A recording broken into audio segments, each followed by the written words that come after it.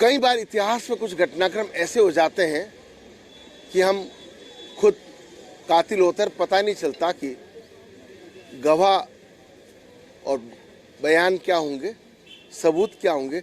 उनको मिटाते वक्त कई बार कुछ गुनाह अपने आप सामने आ जाते हैं। जो मौके पे जो घटनाक्रम क्या थे, क्यों उनको बदला गया, सीसीटीवी क्यों हटाए गए, कई सारे पहलू, उन सब पहलुओं पर इस वक्त बातचीत करने के लिए एक शख्स हमारे साथ। क्या नाम आपका?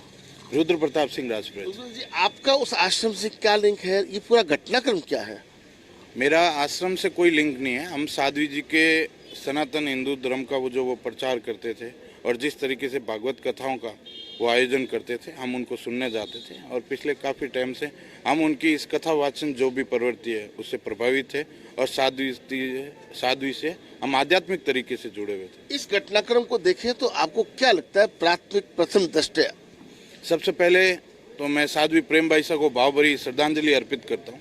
उसके बाद जब हमने ये पोस्ट देखी सोशल मीडिया पे, तब हम सब वहाँ भाग के गए।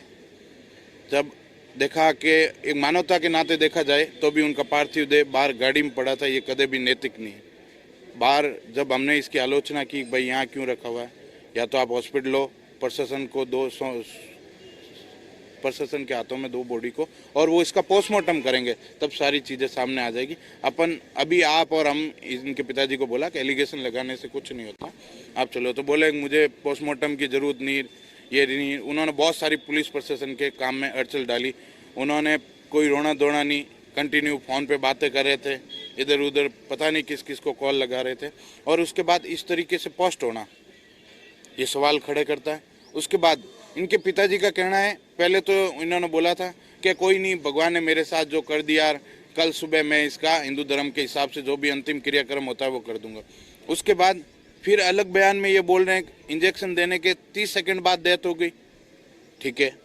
फिर बोल रहे हैं इंजेक्शन देने के 5 मिनट बाद डेथ हो गई, अलग अलग बयानों में बोल रहे हैं। फिर बोल रहे हैं कि मैंने ये जो पोस्ट के बारे में इनको पूछा गया तो ये बोल रहे हैं कि पोस्ट मैंने प्रेक्स हॉस्पिटल में वहाँ जाने के बाद मेरी बेटी ने बोला पापा मेरे साथ अन्याय हुआ है, मुझे न्याय दिलाना। तो यदि 30 सेकंड में डेथ हुई है तो आरती नगर से प्रेक्स हॉस्पिटल पहुँचने में 22 से 24 मिनट समय लगता है।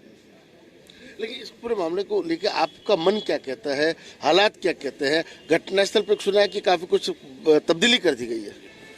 घटनास्थल पे जब हम वहाँ पहुँचे थे, पिछले काफ़ी टाइम से हम वहाँ आते जाते देखते रहते हैं, वहाँ सीसीटीवी वगैरह लगे हुए थे जो वर्तमान समय में वहाँ पे नहीं है। इस तरीके से पोस्ट होना और इनके पिताजी के अलग अलग तरीके से बयान देना और पुलिस प्रशासन को अपना काम करने से रोकने की प्रवृत्ति देख के, और जब उनका पार्थिव देह प्रशासन और छवि शर्मा जी जो आला अधिकारी पहुंचे, ये जब वापिस इनके पार्थिव देह इधर मोर्चरी में लेके आ रहे थे, तब वो बीच में आरती नगर से थोड़ा सा आगे निकले, ये गाड़ी से उतर के इन्होंने भागने की कोशिश की।